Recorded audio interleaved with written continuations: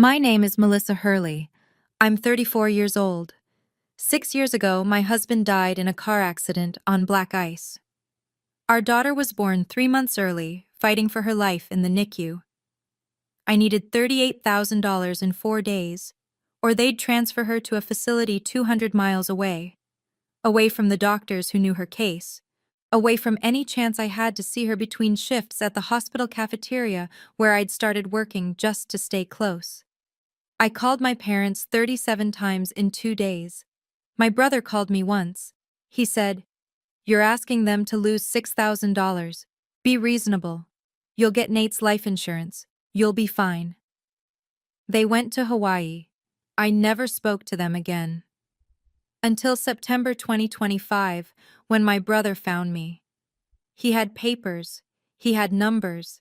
He had one sentence that made my blood run cold.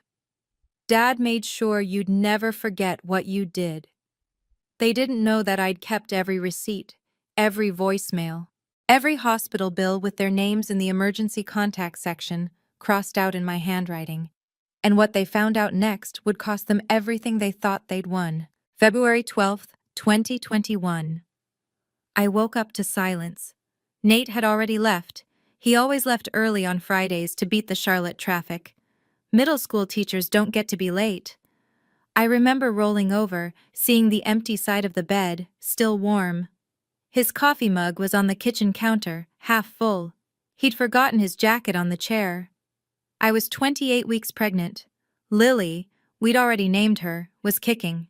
I put my hand on my stomach and thought, 12 more weeks. Just 12 more weeks and we'd be a real family. My phone rang just after 6 that morning. Unknown number. I almost didn't answer, but something made me pick up. "Ma'am, are you the wife of Nathan Hurley?" The voice was calm, professional. The kind of calm that means something terrible has already happened. "Yes, who is this?" "This is Mecklenburg County Emergency Dispatch. There's been an accident on I-77 North near the Huntersville exit. Your husband's vehicle was involved. He's being transported to Atrium Health Carolinas Medical Center. You need to come now." I don't remember getting dressed. I don't remember driving. I remember the coffee mug on the counter. I remember thinking, he forgot his jacket. He'll be cold. The temperature that morning was 28 degrees. Black ice from the storm the night before. Nate's 2015 Honda Civic hit a patch at mile marker 16, spun out, slammed into the median barrier. I got to the hospital before 7. They wouldn't let me into the emergency room. A nurse, I don't remember her face, just her badge, Jennifer, RN, put her hand on my shoulder and said they were doing everything they could. Less than an hour after the accident, a doctor came out. He was young, maybe 30. He had blood on his scrubs. He didn't say anything at first. He just looked at me. And I knew. "We did everything we could," he said. "The impact was severe, internal injuries. There was nothing we could have done. I'm so sorry. Is there anyone we can call for you?" I opened my mouth to answer. That's when the first contraction hit. I doubled over. The nurse caught me. Someone was shouting. I heard the word labor and the word 28 weeks. And then I was in a wheelchair, and they were running, and all I could think was, this isn't real. This isn't happening. Nate died 43 minutes after the accident. I went into labor less than 3 hours after he left for work. That afternoon, Lily Rose Hurley was born via emergency C-section. She weighed 2 pounds, 4 ounces. She was 12 weeks early. She didn't cry. I woke up in a recovery room, alone, no Nate, no baby, no sound except the beeping of machines and the fluorescent hum of hospital lights. A different doctor came in. A woman this time, Dr. Patel. She sat down next to my bed. "Your daughter is in the NICU," she said. "She's on a ventilator. We're monitoring her for brain bleeds and lung development. Mrs. Hurley, I need you to understand. Babies born at 28 weeks have a 90% survival rate. But complications are almost guaranteed. She'll need specialized care. Weeks, maybe months." She handed me a Polaroid photo. Lily was smaller than my hand. Tubes, wires, monitors everywhere. I couldn't see her face, just this tiny, fragile thing that was supposed to be my daughter. "Can I see her?" I whispered. "Soon. You need to rest first. You lost a lot of blood during the C-section." That evening, someone from hospital billing knocked on my door. "Mrs. Hurley," she said, "I'm so sorry to bother you at a time like this, but we need to discuss financial arrangements for the NICU stay." The next morning, I sat in a windowless office across from a woman named Patricia. She had a folder, a calculator, a sympathetic smile that didn't reach her eyes. "Your daughter's NICU care costs $9,800 per day," she said. "We're estimating an 8 to 10 week stay. That's approximately $550,000 to $686,000 total." I stared at her. "Your husband's insurance through the school district was Blue Cross Blue Shield of North Carolina. The policy had a maximum annual coverage of $300,000. Your C-section and emergency care have already used $8,500 of your out-of-pocket maximum." She pushed a paper across the desk. "We need $38,000 by Monday at 5 p.m. That covers the first 5 days and the portion that insurance won't cover immediately. If we don't receive payment, hospital policy requires us to transfer Lily to UNC Medical Center in Chapel Hill." "That's 2 hours away," I said. "I understand. It's a good facility, but their NICU is less specialized. And with Lily's complications—" "What complications?" Patricia paused. "The doctors haven't discussed this with you yet?" "I haven't seen the doctors yet. I haven't even seen my daughter yet." She closed the folder. "I think you should speak with Dr. Patel first. I'll come back later." But she left the payment schedule on the desk, $38,000, 72 hours. Later that morning, they finally let me into the NICU. Level 3 NICU. The most critical cases, 8 incubators. Lily was in position 4 by the window. I could barely see her through all the equipment. The ventilator, the feeding tube, the IV lines, the monitors tracking her heart rate, oxygen levels, brain activity. A nurse, Andrea, according to her badge, showed me how to touch her through the porthole openings. "Just be gentle," she said. "Her skin is very fragile at this stage. Talk to her. She knows your voice." I put my finger in Lily's palm. She grabbed it. It was just a reflex. Babies do that. I know that now. But in that moment, it felt like she was holding on, like she was saying, "I'm here. I'm fighting." I started crying. The alarm on her ventilator went off. Andrea rushed over. "Her oxygen is dropping. You need to step back, please." I watched them adjust her ventilator settings. Watched the numbers on the monitor climb back up. Watched my daughter fight for every breath. 2 pounds, 4 ounces, $38,000, 72 hours. That afternoon, I sat in the hospital cafeteria with my phone and my laptop. I'd started a GoFundMe page. I'd written the description 3 times, deleted it twice, finally posted something that felt true. "My name is Melissa Hurley. Yesterday, I lost my husband in a car accident. Hours later, I gave birth to our daughter Lily at 28 weeks. She's fighting for her life in the NICU. I'm a substitute teacher with no family support nearby. Medical bills are mounting. Anything helps. Please share."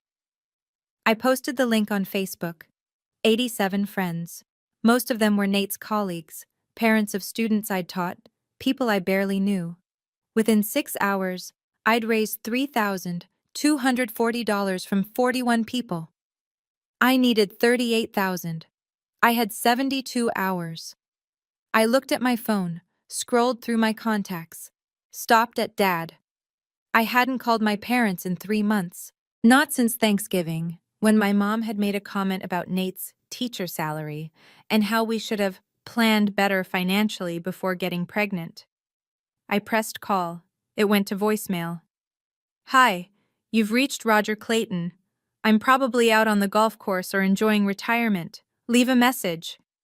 His voice was cheerful, relaxed, retired. Dad, I said. It's Melissa. Nate died yesterday. I had the baby. She's in the NICU. I need help. Please call me back. I hung up. A few minutes later, he texted, "Saw your call. Call you tonight. Busy right now." That evening, my mother called. "Oh, honey," she said, "I'm so sorry. About Nate, about the baby. This is just awful." Her voice sounded distant, distracted. "Mom, I need help. The hospital needs $38,000 by Monday, or they're transferring Lily to a facility 2 hours away. I don't have that kind of money. Nate had life insurance, but it takes 6 to 8 weeks to process. I just need a bridge loan. I'll pay you back as soon as—" "Melissa, that's a lot of money." I know it is. But Mom, this is your granddaughter. She might not survive if they transfer her. Please." Silence. "Let me talk to your father. I'll call you back tomorrow, okay?" The call lasted less than 5 minutes. I know because I checked afterward. Less than 5 minutes was all the time she could spare. She didn't say "I love you" before she hung up. That was the first time I noticed.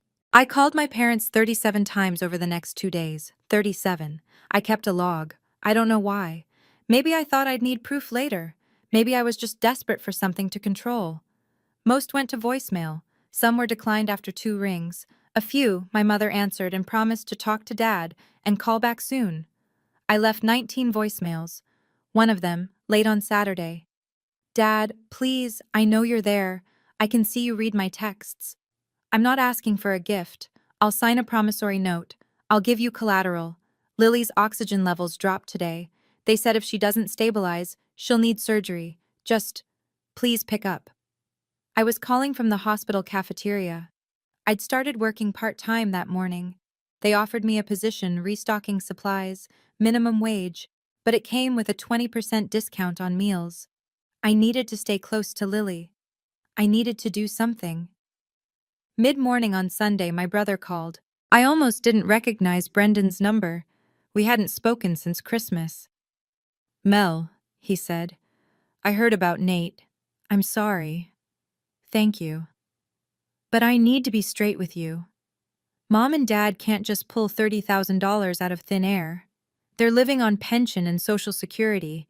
You're asking them to liquidate investments, pay early withdrawal penalties. Brendan, my daughter might die. Don't be dramatic. Babies survive the NICU all the time.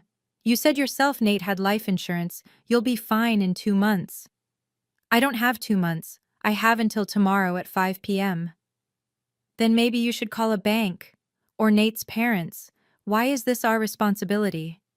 I could hear background noise, laughter, a woman's voice. "Where are you right now?" I asked. "What? I'm at—" "Look, that's not the point. The point is, are you at a restaurant?" Pause. "I'm having lunch with Courtney. What does that have to do with—" "My husband is dead. My daughter is on a ventilator, and you're having lunch." "Mel, that's not fair. I can't just drop everything because you're in crisis." "I'm not asking you to drop everything. I'm asking you to help me convince Mom and Dad to loan me money that I will pay back with interest. Look, I gotta go. I'll talk to them. But Mel, manage your expectations." He hung up. I called 14 more times that day. 14 times the call was declined within 2 rings. Late that night, my mother texted, "Melissa, stop calling. You're being unreasonable. We'll talk when you calm down." I was sitting in the NICU family room. Lily had stabilized, but barely. Her retinopathy was getting worse. They were talking about surgery, possible blindness. I read my mother's text 3 times. Unreasonable. I needed $38,000 to keep my daughter alive, and I was being unreasonable. I didn't sleep that night. Monday morning. The deadline was that evening. Brendan called early. "Okay," he said. "I talked to them. Here's the situation." I was in the NICU, sitting next to Lily's incubator. Her oxygen had dropped twice overnight. The nurse had told me to prepare for the possibility of brain damage. "They have a trip to Hawaii leaving Friday," Brendan said. "They've had it planned since last May. The deposit alone was $6,000 non-refundable. If they cancel now, they lose everything. I didn't say anything. Mel, are you listening? They're going to Hawaii. It's not just a vacation. Dad worked 40 years in insurance. This is his retirement trip. They're 65 and 63. How many more chances will they get? You're 28. You'll recover from this. They won't get another shot at Hawaii. Recover from this, I repeated. You know what I mean. Look, I'm trying to help here, but you need to see it from their perspective. Even if they gave you $6,000, you'd still be short $32,000. So what's the point? The point is showing up. The point is trying. That's emotional reasoning, Mel. I'm talking about practical reality. They can't solve your problem. All they can do is throw away $6,000 and ruin a trip they've been planning for almost a year. I looked at Lily. 2 pounds, 6 ounces now. She'd gained 2 ounces. The nurses said that was good. That was progress. Are you seriously telling me they're choosing a vacation over their granddaughter's life? Don't twist it like that. They're choosing not to throw money away on something that won't solve your problem. Call Nate's parents. They're her grandparents too. Why should our parents take the whole hit? I hung up. I called Nate's mother in Florida. She cried. She wired me $2,500, everything in their checking account. She apologized that it wasn't more. I called Wells Fargo. Denied for a personal loan. No proof of income. I looked up the trade-in value of Nate's car. $6,800. But there was still a loan balance of $4,200. Net, $2,600. I did the math. My checking account, $2,341. Joint account with Nate, $6,892. Nate's parents, $2,500. Car, $2,600. GoFundMe, $3,240. Total, $17,573. I needed $38,000. I was short $20,427. It was early afternoon. I had hours left until the deadline. I called my mother one last time. She answered on the 3rd ring. Melissa, honey, I feel terrible, I do. But your father and we can't keep bailing you out. Bailing me out? When have you ever bailed me out? You know what I mean. We gave you $5,000 for your wedding. That was 7 years ago, and you gave Brendan $40,000 for his down payment on the condo. That was different. Brendan is financially stable. He paid us back. I'll pay you back, with interest. We don't have that kind of liquidity right now. And frankly, Melissa, your tone is very off-putting. This is why your brother suggested we take some space. I could hear something in the background. A zipper. She was packing. You're packing for Hawaii right now, while we're on the phone. Melissa, my daughter is on a ventilator, my husband is dead, and you're packing for vacation. We'll check in when we're back from Hawaii, okay? Try to calm down. Everything will work out. She hung up. I sat there in the NICU family room, phone in my hand, and felt something inside me go very, very quiet. 4 days later, late at night, I was at home. I'd gone back to the house for the first time since the accident to pick up some clothes. Lily had stabilized enough that I could leave for a few hours. The Angel Fund for Preemies had approved a $15,000 grant. Emergency Medicaid was processing. We'd made it past the deadline. My email pinged from roger.clayton@gmail.com. Subject, Emergency. I opened it. Email. Melissa, your mother and I have been discussing your situation. We feel terrible about Nate and the baby, but we also feel like you're not seeing the bigger picture. We worked our entire lives for this trip.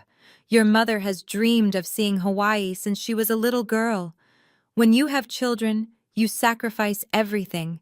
We did that for you and Brendan. Now that we're retired, we finally get to live for ourselves. You asking us to cancel and lose $6,000 is frankly selfish. We raised you to be more resourceful than this. Nate had life insurance. You'll get $180,000 in a few weeks. You'll be fine. We'll send you $500 when we get home to help with groceries or whatever you need. Try to understand. We love you, but we can't just throw money away because you didn't plan ahead. Dad, the email was sent late at night their time. That was early evening in Hawaii. Sunset at Turtle Bay Resort. There was an attachment. I clicked it. It was a photo, my parents at the pool, my mother in a flowered dress, a Mai Tai in her hand, my father with his arm around her, wearing a Hawaiian shirt, smiling at the camera. The caption read, "First sunset in paradise." I stared at that photo for a long time. Then I hit reply. The middle of the night. I sat in the NICU family room with my laptop. I wrote the email in less than 5 minutes. I didn't delete anything, didn't revise. I knew exactly what I wanted to say. Email. Dad, don't send the $500, don't call, don't write. You chose a vacation over your granddaughter's life. I will remember that every single day for the rest of mine. You're not my parents anymore, and you're not her grandparents. Enjoy your sunset. Melissa. I hit send. Minutes later, my father replied, Melissa, you're being irrational. We'll talk about this when you're thinking clearly. I didn't open it. I blocked my father's number. I blocked my mother's number. I blocked Brendan's number. I unfriended all 3 of them on Facebook. I closed my GoFundMe page. Final total, $8,100 from 63 people. I looked at my phone. My contact list had gone from 487 to 484. No more dad, no more mom, no more Brendan, just Nate's mother in Florida, and the NICU nurse station. I felt lighter than I had in weeks. Over the next few weeks, everything fell into place. The Angel Fund money came through. Medicaid was approved. I sold everything I could.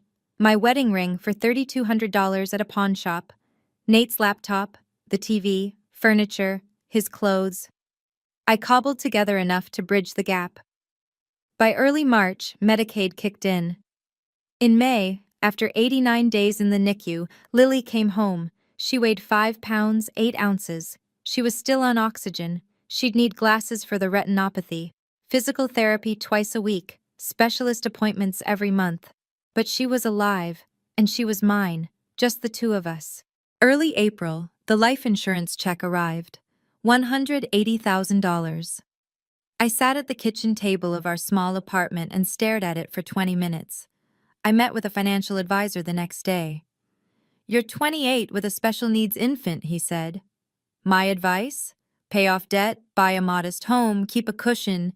Don't touch the principal unless it's for Lily's medical needs. I bought a small 2-bedroom house in Concord for $120,000. I put down $40,000 and took a mortgage for $80,000. The address was 1847 Maple Grove Lane. When the realtor asked for my emergency contact information, she said, "Parents?" "I don't have parents," I said. She looked at me strangely but didn't ask. I got a job as a medical billing clerk, $38,000 a year. It was ironic, I guess. Processing insurance claims, denials, appeals. I was good at it. In 2022, I took an online certification course in medical billing and coding, finished it in 8 months. In 2023, I got a new job as an insurance claims processor. $52,000 a year. Insurance. The industry my father had worked in for 40 years. Every day, I processed claims. Every day, I saw the codes, denial reasons, coverage gaps, out-of-pocket maximums. Every day, I thought about $38,000. The years were quiet. I joined a support group for NICU parents. We met twice a month. I made 3 close friends. They became my family. Lily hit her milestones late, but she hit them. She walked at 18 months. She talked at 2 years. She needed glasses at 20 months. Physical therapy twice a week until she was 4. She was small for her age, fragile. But she was smart, so smart. When she was 3, she asked me, "Mommy, why I don't have Grandma and Grandpa?" "You do, sweetie," I said. Daddy's mom and dad in Florida. They love you very much. What about your mommy? I paused. I don't have one anymore. Why? It's complicated, baby. She seemed to accept that.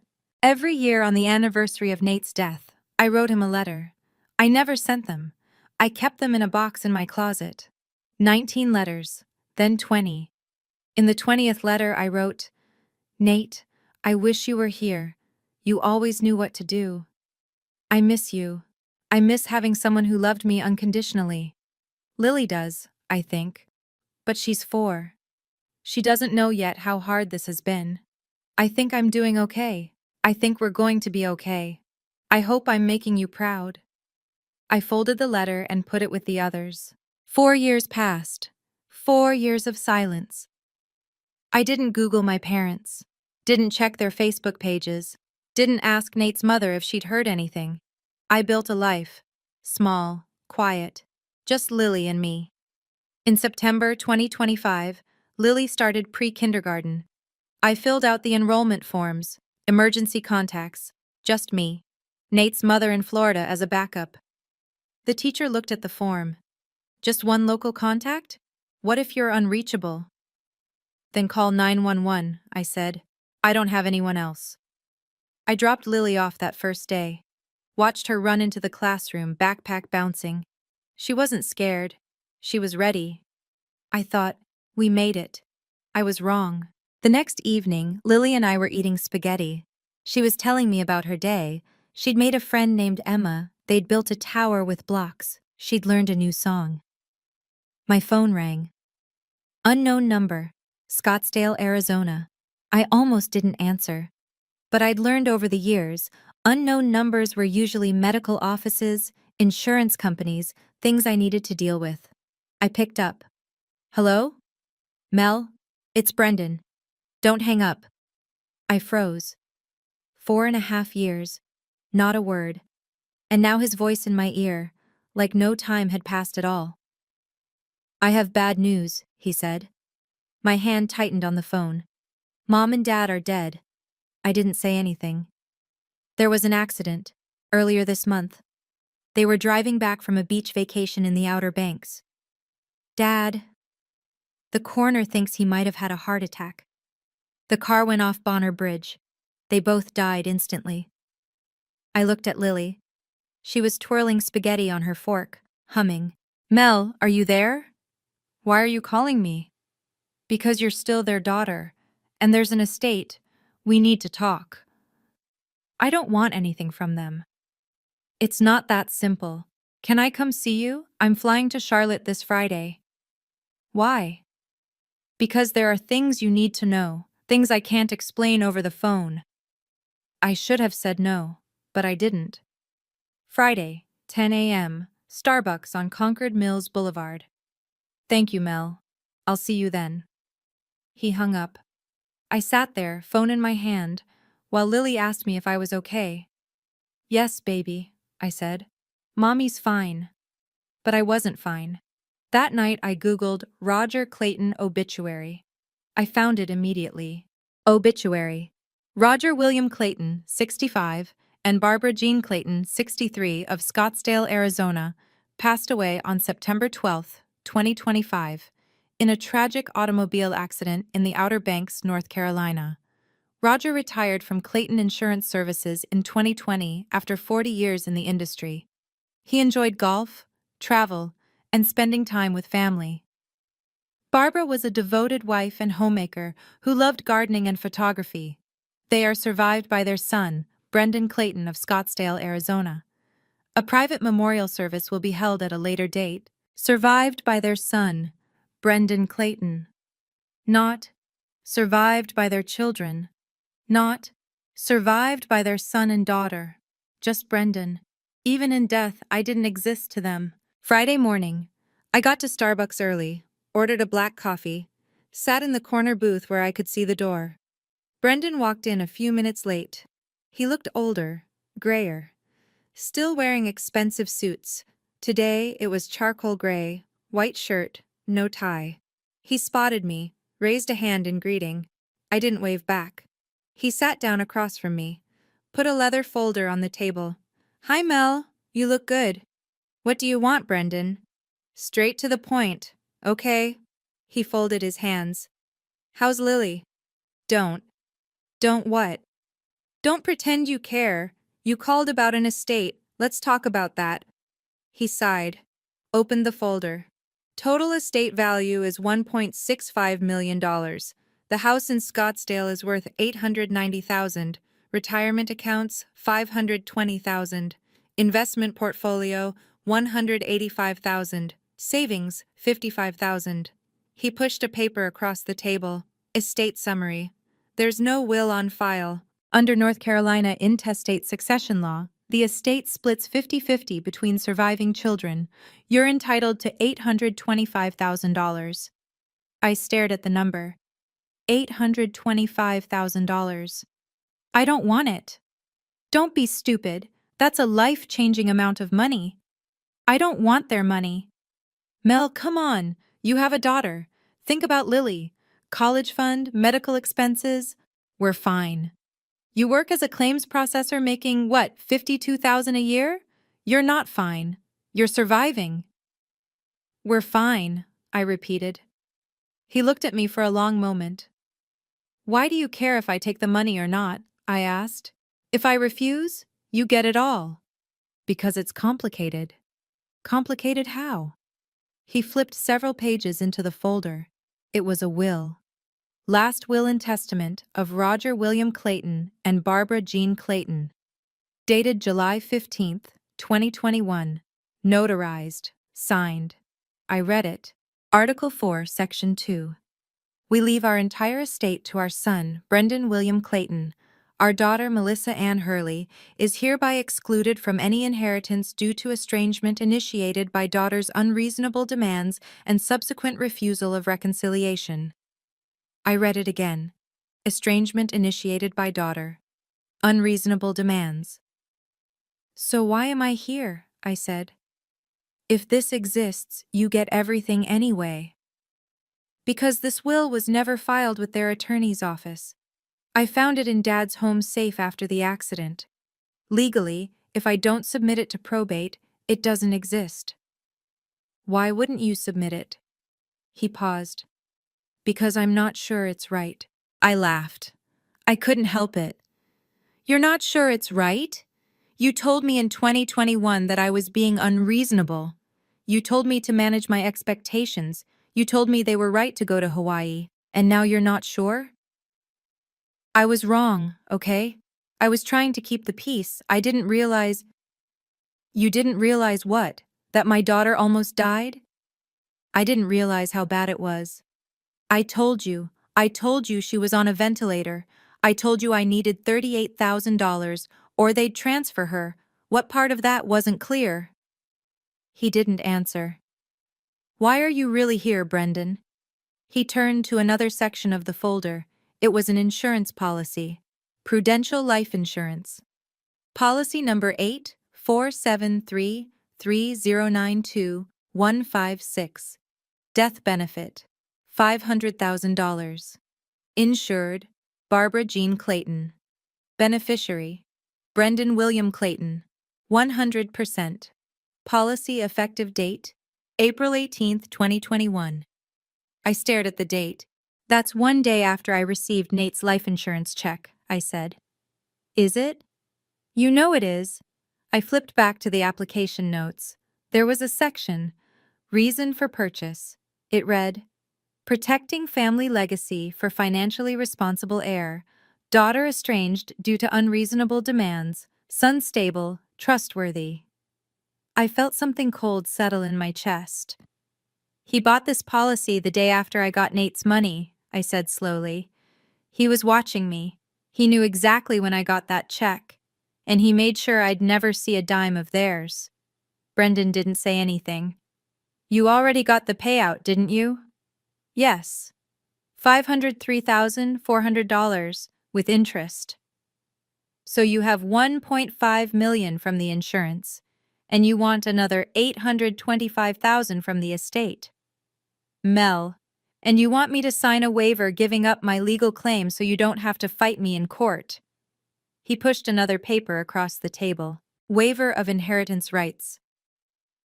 Here's what I'm proposing, he said. You sign this. You give up your claim to the estate. I keep the insurance money, which, let's be honest, Dad bought specifically for me. You walk away with nothing, but you also walk away clean. No fight, no publicity. No one needs to know what happened in 2021. I looked at him. You're threatening me. I'm offering you a clean exit, because if you don't sign, I'll submit the will to probate. And I'll make sure everyone knows the full story. That you cut off your dying parents. They weren't dying. They were on vacation. Over a trip they'd planned for a year. That you refused every attempt at reconciliation. That they tried to send you money and you told them to keep it. You'll look like the villain, Mel. And Lily will grow up knowing her mom chose pride over family. I stood up. I need to think about this. Take your time, but I need an answer by next week. The estate can't stay in limbo forever. I walked out of Starbucks without looking back. I didn't sleep for days. I read the waiver over and over. I almost signed it multiple times. $825,000. I could pay off my mortgage. $68,000 remaining. Lily's college fund, $200,000. Medical reserve, $150,000. Emergency fund, $100,000. Retirement at 45, $307,000. I wrote it all out. A list. This is what that money could do. Then I tore up the list and threw it in the trash. A few days later, I called a probate attorney. Free 30-minute consultation. I told him everything. Here's the thing, he said. If the will exists but wasn't filed, it's legally irrelevant. Without it, you're entitled to 50% under intestate succession. If he submits it now, you can challenge it on grounds of undue influence, lack of mental capacity, or improper execution. Could I win? Possibly, but estate litigation is expensive. $50,000 to $150,000 easily. It could take 2 to 3 years. And even if you win, the emotional toll. What if I just walk away? Then he gets everything, and you get peace. The question is, what do you value more? I looked at the photo of Lily on my desk, 4.5 years old, smiling. She didn't know anything about my parents. She didn't know about Hawaii or the NICU or the 41 calls. If I fight, I said, what are my odds? 60-40 in your favor. But Mel, sometimes winning isn't worth what you lose along the way. That night, I wrote my 21st letter to Nate. Nate, I wish you were here. You always knew what to do. You'd tell me to take the money for Lily. You'd say pride doesn't pay for college. But I keep thinking about that email from Hawaii. The one where Dad said I was selfish, where he called me unreasonable. If I take this money, am I proving him right? Am I just like them, choosing money over principle? Or am I being stupid, throwing away Lily's future because I'm too stubborn to forgive? I don't know anymore. I miss you. M. I didn't send it. I put it in the box with the others. A few days later, I called Brendan. I want to meet again. Same place. Does that mean you've decided? Yes. I could hear the relief in his voice. Okay, I'll be there in 20 minutes. He arrived with the waiver, a pen, a notary stamp. He'd thought of everything. So, he said, what's your answer? I talked to a lawyer. And? And he said I have a 60% chance of winning if I contest the will. His face changed. Mel, don't do this. It'll cost you a fortune. I don't care. You're being irrational, just like you were in 2021.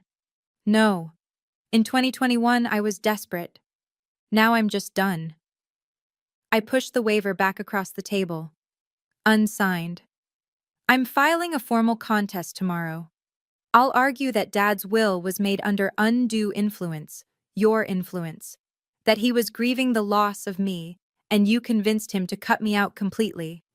That's bullshit. I have emails, Brendan, from 2021, where you called me irrational and told them to take space. I'll submit them as evidence.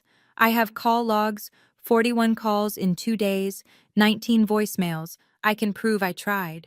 Can you prove they did? His face went pale. And one more thing. I'm filing a separate claim against Dad's insurance policy. Fraudulent application. He listed me as estranged without disclosing the reason was his own refusal to help during a medical emergency. That's material misrepresentation. Mel, wait. We can negotiate. Maybe I can offer you $200,000 from the insurance money. I don't want your money, Brendan. I want you to feel what I felt.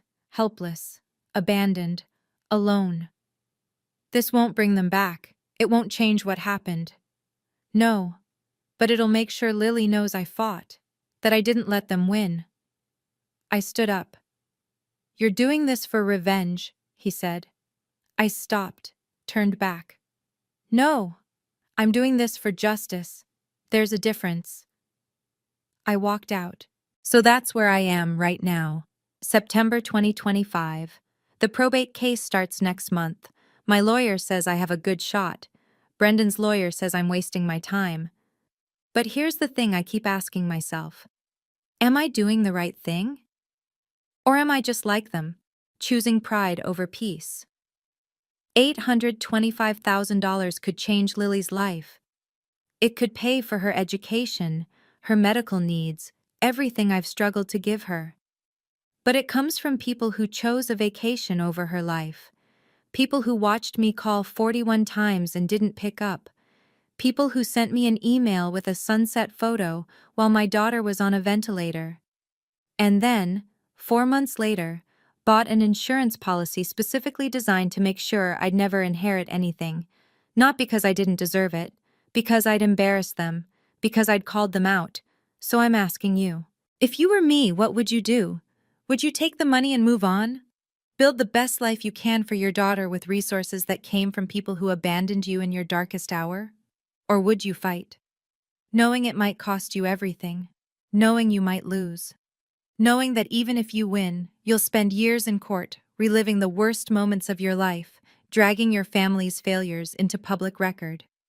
Is it worth it for principle? For justice? For the chance to prove that they were wrong and you were right? Or is that just revenge dressed up in prettier words? Leave your answer in the comments. Tell me what you would do. I'll read them. Maybe they'll help me figure out if I'm doing the right thing, or if I'm just becoming what I hate. Because here's what scares me most. In 2021, my parents chose money over family. And now I'm choosing a legal fight over financial security for my daughter.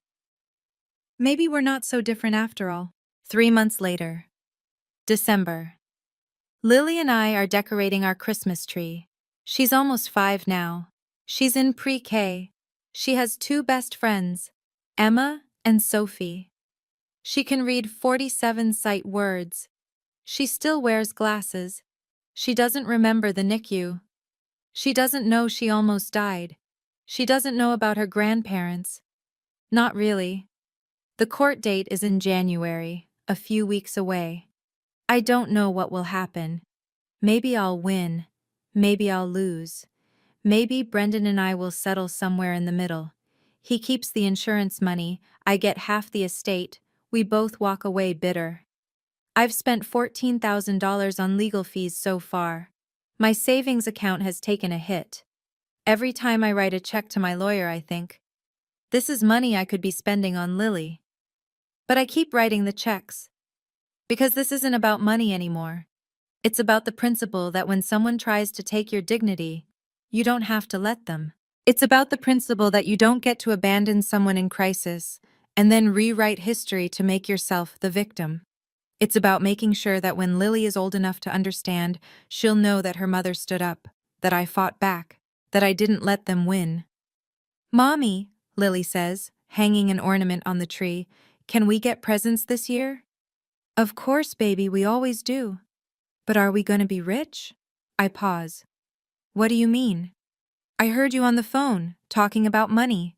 I kneel down next to her. We might get some money, I say. We might not, but either way, we have each other. That's what matters. Okay? She goes back to the ornaments. I just want you to be happy. I look at her. This tiny person who fought so hard to be here. who survived when the odds said she shouldn't, who doesn't know yet how cruel the world can be. I am happy, Lily, I say. I promise. And it's true. Not because of the money, not because of the court case, but because I know who I am. I'm not the person who walked away. I'm not the person who stayed silent. I'm not the person who let shame and fear control me. I'm the person who called 41 times, who sold her wedding ring, who worked in a hospital cafeteria to stay close to her dying child. I'm the person who kept every receipt, every voicemail, every email. Not because I wanted revenge, because I wanted to remember. My parents thought they could erase me with a signature on a will. Brendan thought he could buy my silence with threats. They were wrong. And whatever the court decides, whether I walk away with $825,000 or nothing at all, I'll know I stood up. I'll know I fought. I'll know that when they tried to rewrite the story, I had the receipts to prove the truth. Whatever that's worth, I'll take it. If this story resonated with you, please leave a comment. Tell me what you would do. Tell me if you think I'm right or wrong. Tell me your story if you've been through something similar. And if you want to hear more stories like this, stories about family, betrayal, justice, and the hard choices we make when there's no good answer, please subscribe. Thanks for listening. My name is Melissa Hurley. I'm 34 years old, and I'm not done fighting yet.